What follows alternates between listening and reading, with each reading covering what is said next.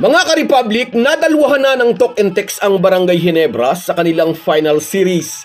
At may matinding inamin si Ginebra coach Tim Cone sa tapatan nilang ito ni Chot Reyes. 2-0 na kaya mas maraming talangka ang lumabas sa kanilang mga lungga.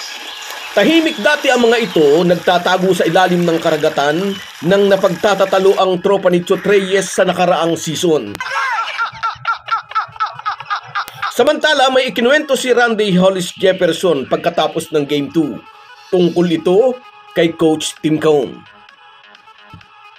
Pag-uusapan po natin yan, pero bago ang lahat ay maglalambing po ako sa inyo na isubscribe ninyo itong ating channel at kung di masyadong makakaabala ay i-like at paki-share na rin ninyo. Malaking bagay po yan sa aming mga vlogger. Maraming salamat.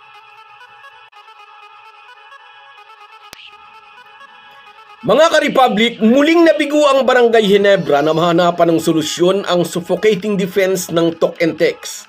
Muling nangibabaw ang tropang Giga sa Game 2 upang imarka ang commanding 2-0 lead sa Race to 4 Championship Series.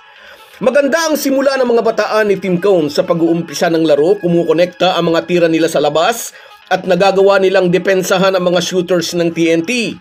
Natapos ang first kanto sa score na 23-19, pabor sa mga mag-aalak.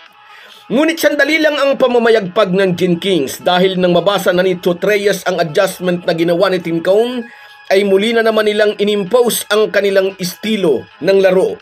Paminsan-minsang nakakagawa ng run ng Ginebra, ngunit sa nakita natin, isa lang ang ginamit na strategy ni Chot Reyes sa Game 1 at Game 2. Pagurin si Justin Brownlee sa pamamagitan ng walang tigil na depensa hanggat maaari ayaw nila itong patanggapin ng bola.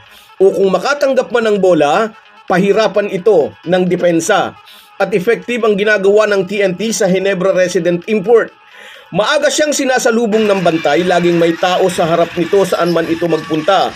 Ayaw talaga nilang bigyan ng pagkakataong makakuha ito ng momentum. Alam ng TNT squad, mahirap pigilan si Brownlee pag nakuha nito ang buwelo. Alam na alam ito ni RR Pugoy dahil nakasama niya ito sa Gilas, Pilipinas. Inamin ni Ginebra coach na out-coach siya ni Chot Reyes sa final series nilang ito. Laging may antidote ang TNT mentor, laging may pangkontra sa adjustment na ginagawa ni CTC. Na-outclass daw siya ni Chot Reyes sa duelo nilang ito. Sa 6 na beses nilang paghaharap sa final sa kanilang PBA career bilang coach, tabla sila sa tig-3 panalo. At dito sa pampito nilang pagkikita sa finals, mukhang makukuha ito ni Chot Reyes. Pwera na lang kung magagawa ng Ginebra na makabalikwas mula sa 0-2 deficit. Bukas ang Game 3 at kung muli itong maibubulsa ng TNT, mailalagay ni Chot Reyes ang dati niyang mentor sa ikangay malalim na bangin na halos imposible na ang pag-ahon.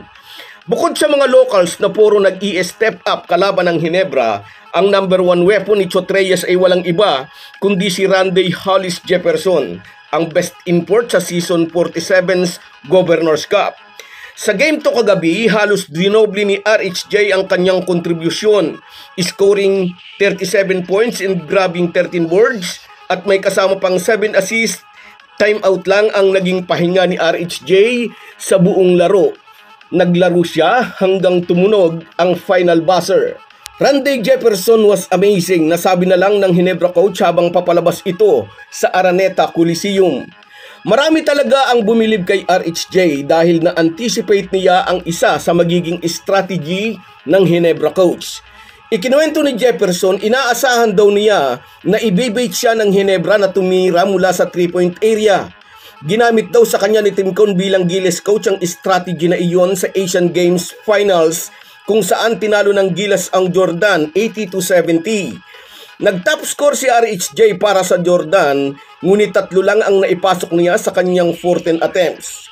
At hindi nga nagkamali si Jefferson, binait siya ng Ginebra na tumira mula sa labas, hoping na sasablay ulit siya tulad noon sa Asian Games.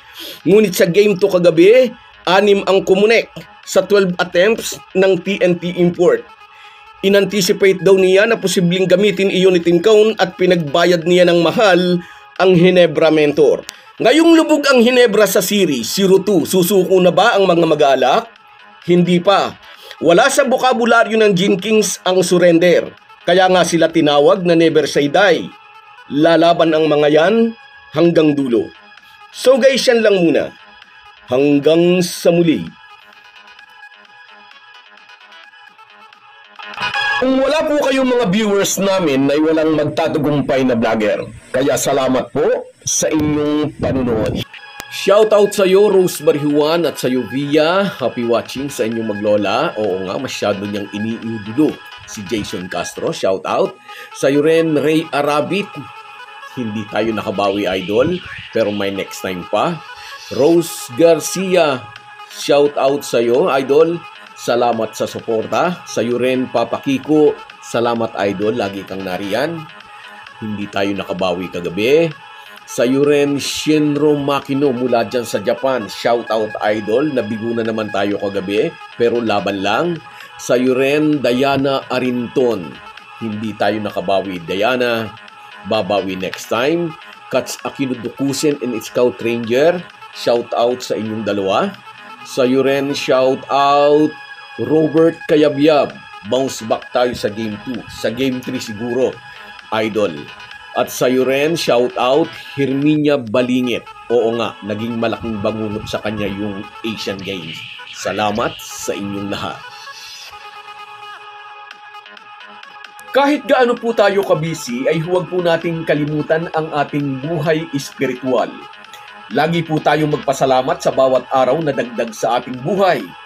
Malaki po ang maitutulong ng pananalangin araw-araw. Isang paalala po mula sa inyong Halo Halo Sports Republic.